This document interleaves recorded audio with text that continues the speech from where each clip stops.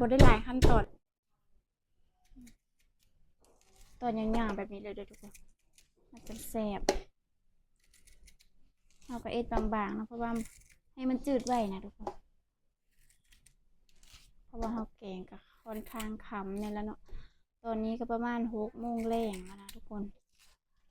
คิดตอนแรกตอนค่ำๆเนาะตอนยาวๆแบบนี้เลยเด้อทุกคนมันจะแซ่บเราก็เอ็ดบางๆนะเพราะว่าให้มันจืดไว้นะทุกคนเพราะว่าเราแกงก็ค่อนข้างค่ำเนี่ยแล้วเนาะตอนนี้ก็ประมาณ6 โมงแรงแล้วนะทุกคนคิดตอนแรกตอนค่ำๆเนาะ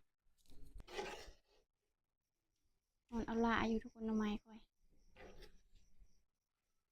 อายกินกับข้าวฮ้อนๆแกงฮ้อนๆด้วยทุกคนนี่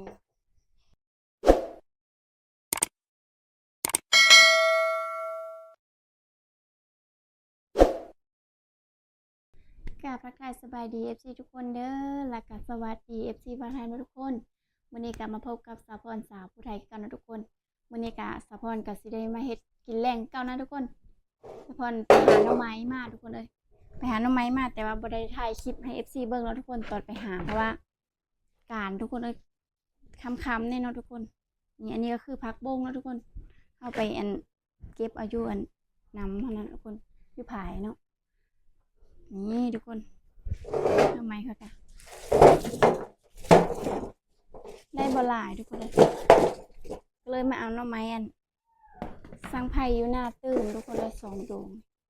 สะพอนสิแกงแรงนะทุกคนพอดีแกงทุกคนบหลายนะดีอันนั้นทุกคนก่อนสิไปฮับเบิ้งฮับชมกับฝาก FC ทุกคนกดไลค์กดแชร์กดติดตามส่องสะพอนในทุกคนเพื่อเป็นการกำลังใจในการให้คลิปนะทุกคนนี่ทุกคนก่อนอื่นกับสะพอนจะซื้ออะไรกันเนาะไปหน่อไม้ก่อนอันนี้ก็คือพักเนาะทุกคนพักเกษตรพักหยางกินกับเนาะทุกคนเนาะนี่ทุกคนเฮาก็มาเต็มมันปอกเปลือกหน่อไม้ออกกันนะทุกคนเนาะใบหน่อไม้ตอนนี้ก็ข้าวก็ยังไม่ทันสุกเลยทุกคนมาขำเนี่ยไม่ไปหากินก็ได้บ่หลายทุกคนได้มาเลยนะเพราะว่าข้าเจ้าสักก็ไปหานะทุกคนเฮาก็เลยมาเอาหน่อไม้ปลูกเนาะนี่คือหน่อไม้สังไผ่อยู่หน้าอีกนะทุกคนปอกเปลือกออกกันเนาะบากินแกงหน่อไม้ประมาณ2 มื้อทุกคนกินปลาวันนี้มากินแกงหน่อไม้ก็อยู่บ้านนอกบ้านนาเขากินแต่แกงหน่อไม้เป็นบางอย่างเพราะว่าเป็นฤดูกาลเนาะมันออกหลายแล้วว่าไปหาก็พอได้กินทุกคนเลยถ้าแบบไปหาก้อนกับเจ้าแบบบางทีก็โดนเนาะไปหาแบบพอแบบคนบ่ได้ไปหาก็ได้หลายทุกคนเลยสีมาปอกเปลือกมันออกกันเนาะทุกคนแต่ว่ากินทุกมื้อกระแซบทุกคนเลยแกงหน่อไม้จะเป็นเมนูแกงหรือว่าต้มอะไรอย่างกระแซบนะทุกคน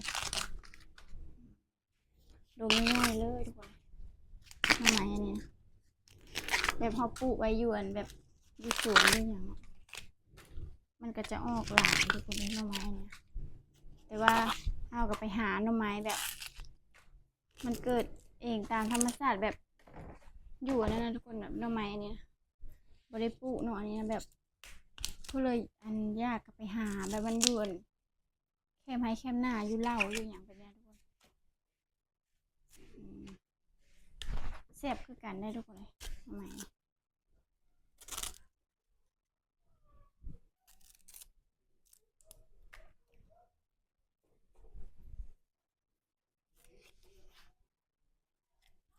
คนหน่อไม้ก็หน่อบ่ได้ใหญ่นะทุกคนแต่ว่ามันสักกับแบบเป็นอันนั้นทุกคนเลยเพราะว่าช่วงนึงนะมัน2-3 ปีหลังมันตายทีเนาะบ่อนไปหามาเนี่ยทุกคนเลยแล้วก็มันก็เกิดขึ้นมาใหม่แล้วมันสักกับเป็นโน่น้อยแบบนี้มันจะบ่ได้ใหญ่นะทุกคน หน่อแหนงมันเนาะทุกคนเนาะ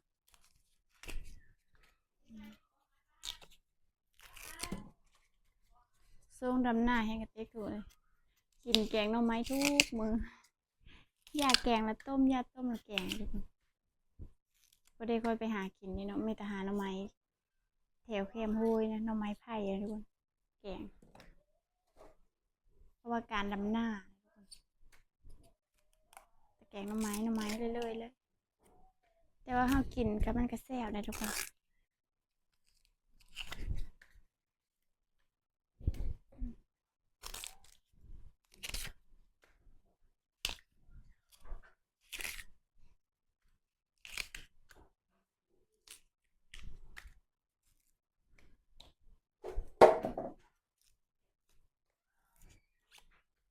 ใบเรื่อยๆนะทุกคนแต่เขาก็สิมาทับแล้วมาผ่าทุกคนแล้วก็เขาก็ยังบ่ทันสุกสั่นเดี๋ยวเขาสิใบแล้วมันก็เท่าเข้าเท่ายังแล้วก็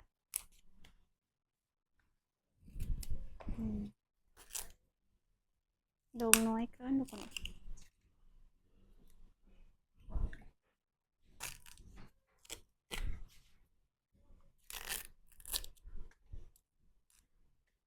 ใบแล้วก็ได้ประมาณนี้ทุกคนน้อยนึงดงเยอะขึ้นได้ใบออกแล้วก็มันจะใหญ่อยู่เนาะแต่ว่ามันน้อย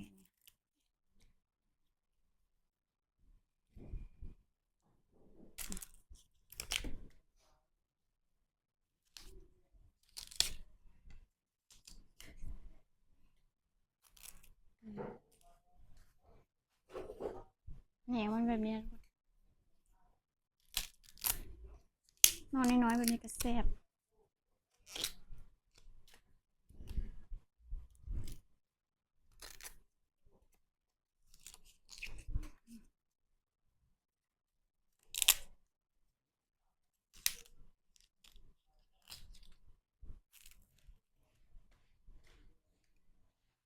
เบิ้งทุกคนเปิดมันจนยึดเต็มไปอย่างละหน่อไม้ยังเปิดอันได้หอถ้วยนึงเปิดมันหลายกว่าเนาะทุกคนกาบมัน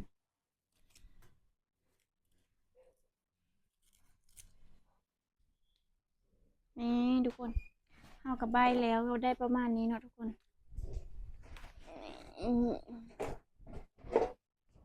พอดีแกงนะทุกคน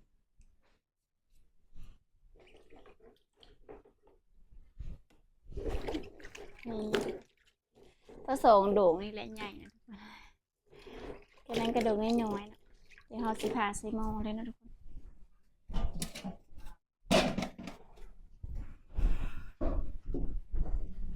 นี่ทุกคนเราก็มาเริ่มผ่าเลยเนาะ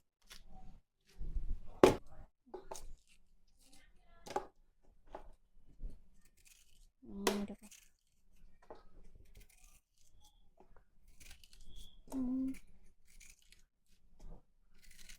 เอากระผ่านแบบนี้เลยนะทุกคน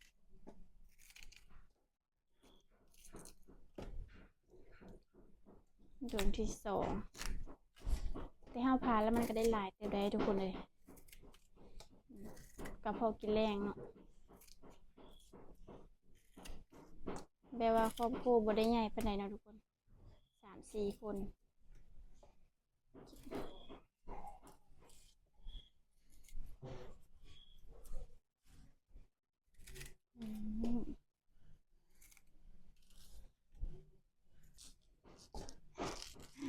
นี่ทุกคนขวดยาวเลยหน่อไม้อันนี้เอากลับมาผ่าน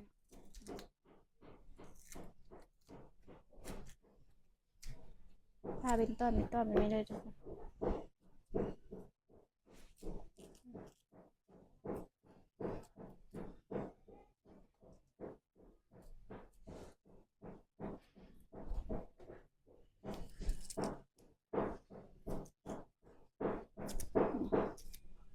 แล้วก็หั่นเป็นชิ้นเนาะให้มันจืดไว้นะทุกคนเอาผ่าต้น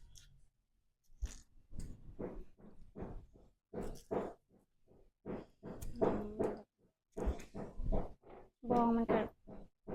บองง่ายแต่ว่าทุกคน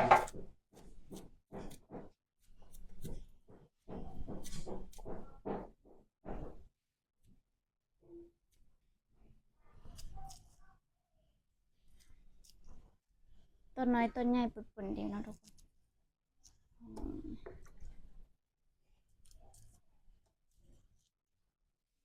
ก็สิได้ตำมาพริกใส่แล้วเด้อทุกคนเพราะว่าข้าวเฮาก็สิได้เท่าแล้วเนาะว่าน่าจะสุกแล้วทุกคน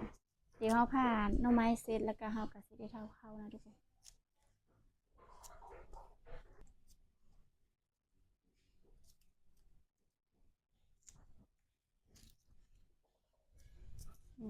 ทุกคนใกล้จะเสร็จแล้วนะหน่อน้อยเฮาก็ใส่หมดหน่อแล้วทุกคน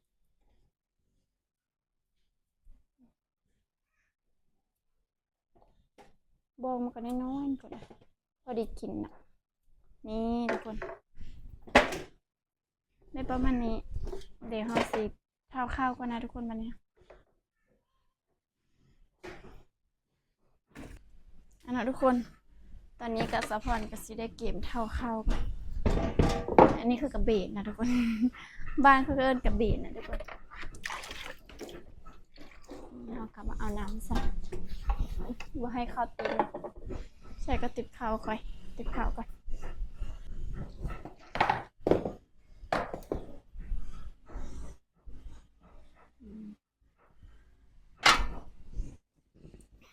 ทุกคน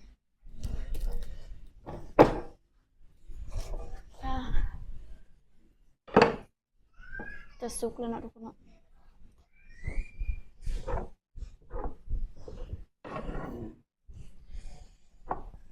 ข้าวเฮากันนึ่งหลายเติมนี่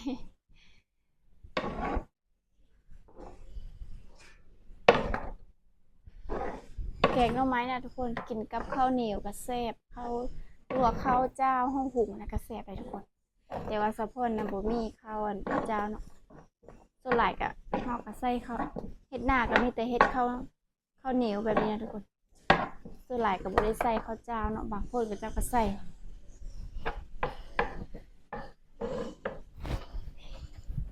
แต่ว่าหุงกินก็แซ่บเลยทุกคนส่วนหลายก็เขานิยมใส่ข้าวเหนียวไงทุกคนข้าวอันนี้ข้าวนึ่งเสร็จเนาะทุกคนข้าวกับประมาณนี้เฮาก็เฮ็ดกินต่อเลยนะทุกคน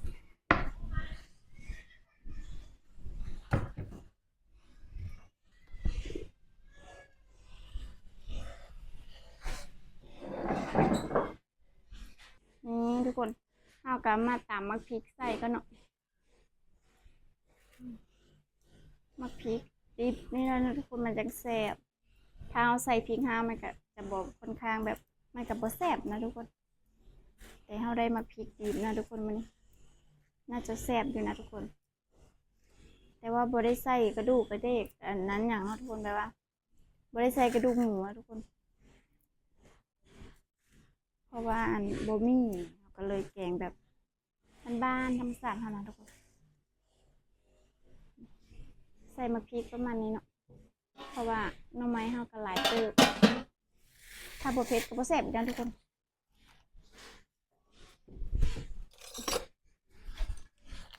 ใส่เกลือก่อน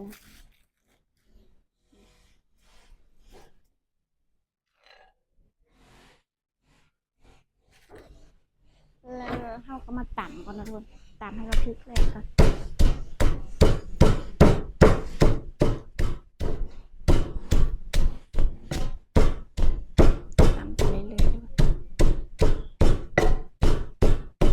บ่ได้หลายขั้นตอนบ่ได้แล้วทุกคน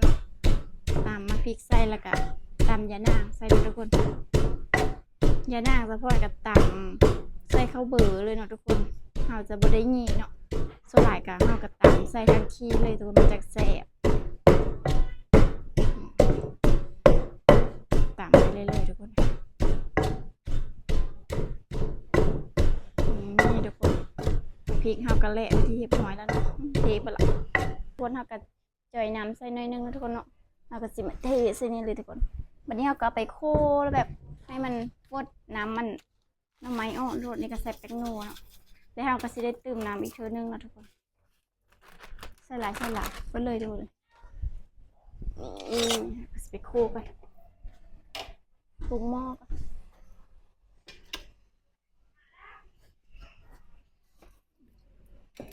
ได้ทุกคน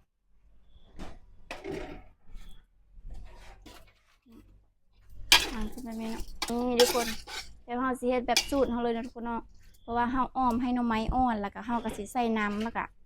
เราก็สิตำข้าวเบอร์ใส่แบบนั้นนะทุกคนแต่ว่าให้หน่อไม้อ่อนก่อนเนาะเราจะบ่ใส่น้ำหลายเนาะตอนที่แรกนะทุกคนดังไฟขึ้นทุกคนเอาเกมล้างยาหน้าข้างทุกคนแล้วก็ตัดยาล่างสะพอนบ่ได้ยี่อ่ะทุกคนเพราะว่าเอาแบบแกงแบบบ้านๆเขาก็มีแต่ตำใส่ข้าวเบอร์พร้อมกันแล้วก็เขาใส่ทางขี้มาเลยนะทุกคนตำแบบหมุนๆเลย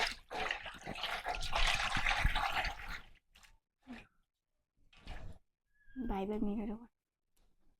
ใบแก่ๆเขียวๆเลยนะทุกคนนี่ก็มันก็เกิดอยู่แบบตามเดินตามอย่าง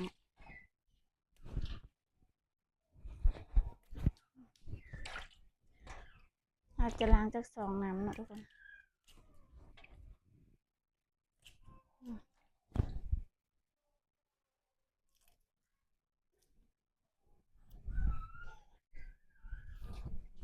จะเลือกนี่ที่อย่างนี้ก็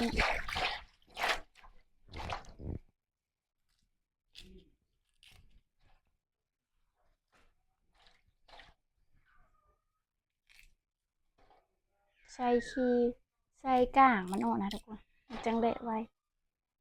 แต่ว่าบัวใส่ก็ได้เนาะแต่ว่าอันนี้เราก็ใส่เนาะเพราะว่ามันค่อนข้างใบยะนางมันแก่นะทุกคนมันเขียว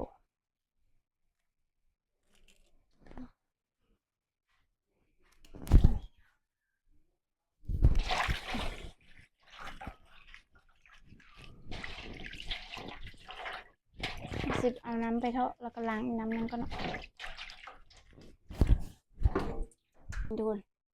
เราก็มาใส่โคกเนาะเอาสตัมมาดิ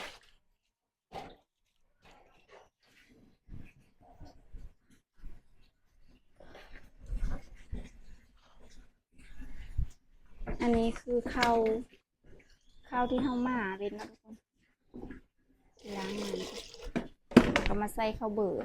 ขาดไม่ได้ก็คืออันนี้นะทุกคนยาด่างข้าวเบอร์เนาะแกงหน่อไม้ค่ะ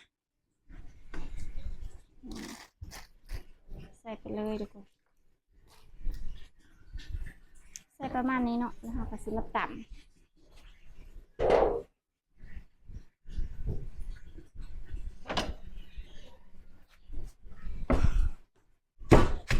ให้มันแหลกเลย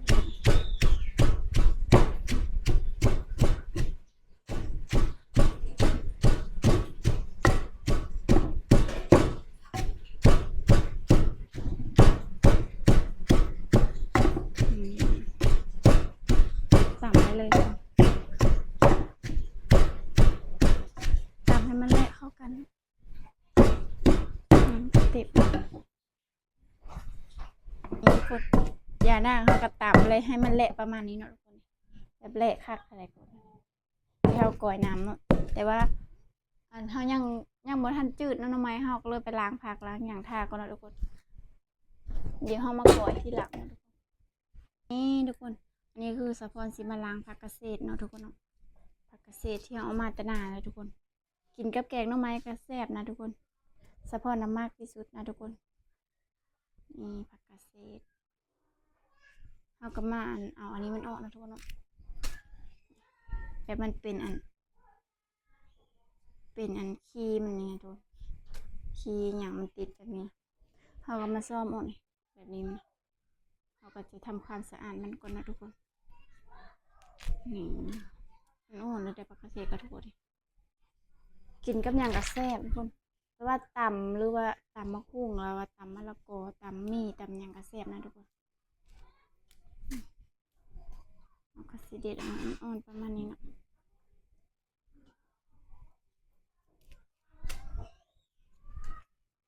มีผักบงด้วยทุกคน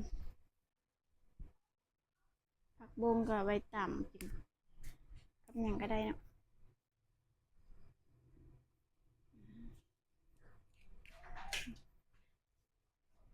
เราก็สิมาก่อยน้ำใส่กระเบือเขาก็นะทุกคน เอากระสีมาเน่งให้มันเป็นเนื้อมันเท่าดีนะทุกคน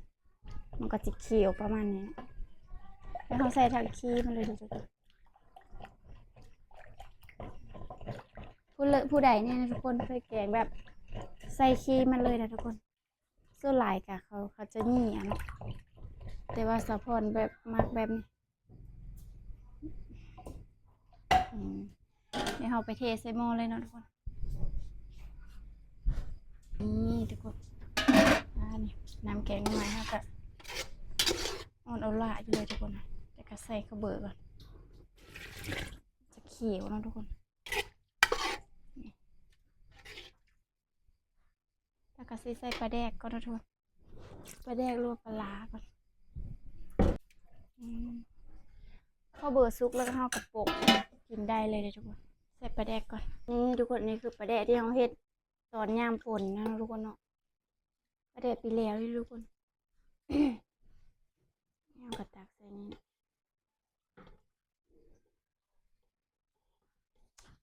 โคตรหอมเลยทุกคน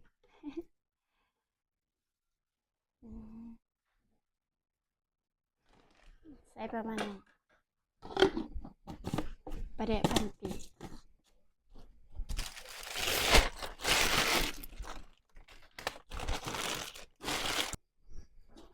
นี่มองฝนแล้วเนาะใส่ลงไปเลยทุกคนแกงแบบบ้านๆเลยทุกคนแบบบ่มีอย่างใส่เลยแบบใส่แต่เกลือแป้งโนไปเลยแบบประมาณแบบพักอย่างแบบนี้กันยอดพักก็ยังบ่มีทุกคน เพราะว่ามันกระทันหันนะมันขำเราก็เลยไม่ได้ไปหาเดี๋ยวให้หม้อฟดแล้วก็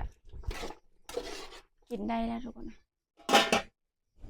คนแกงทำไมฮะกะเอาสิโป่งเป็นข้าวแล้วเดี๋ยวทุกคนข้าวจั่วๆเลยประมาณนี้เนาะจะพอสิโป่งกันเลยจะได้กินนี่ป่าว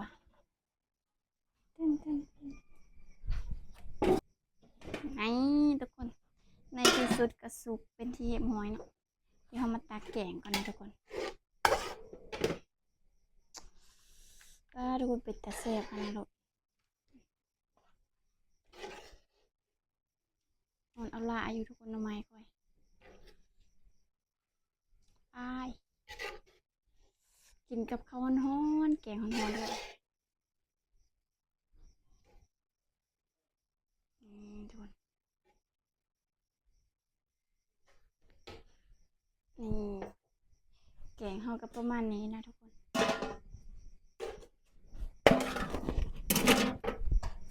มา FC ทุกคนกินข้าวน้ำสะพอน FC กินข้าวกับหยังเนาะมาเด้อกินข้าวกับแกงหน่อไม้ทุกคนกินกับข้าวเหนียวนะทุกคนเราจะมาซิมให้ FC เบิ่งกันนะทุกคนข้าวเหนียวร้อนๆเลย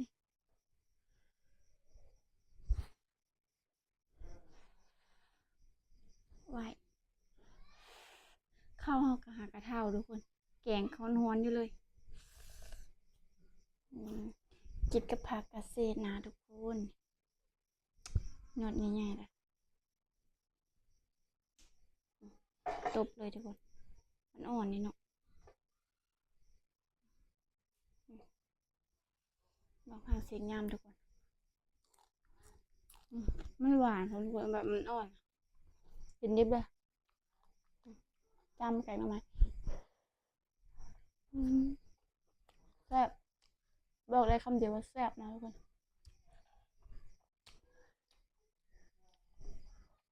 มาเด้อ FC กินข้าวน้ำกันร้อนๆอยู่เลยแกงยังร้อนอยู่เลยทุกคนแต่ว่าเราหิวข้าว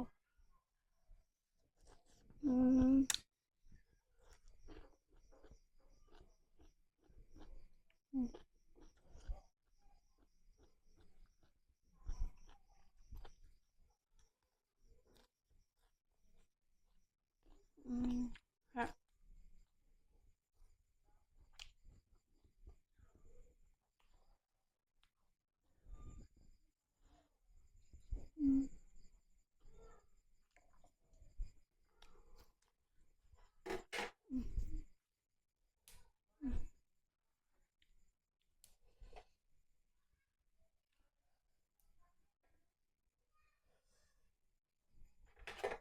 เข่งกับตอนน้ำไม้ด้วยคนหอนตอนใหญ่ๆขาวๆแบบนี้เลยทุก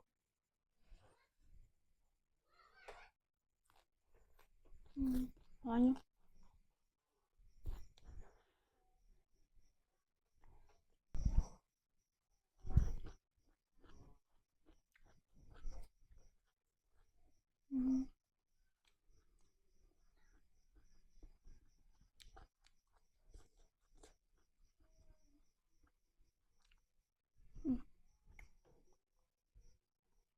น้ำไม้เป็นตอนเลยทุกคน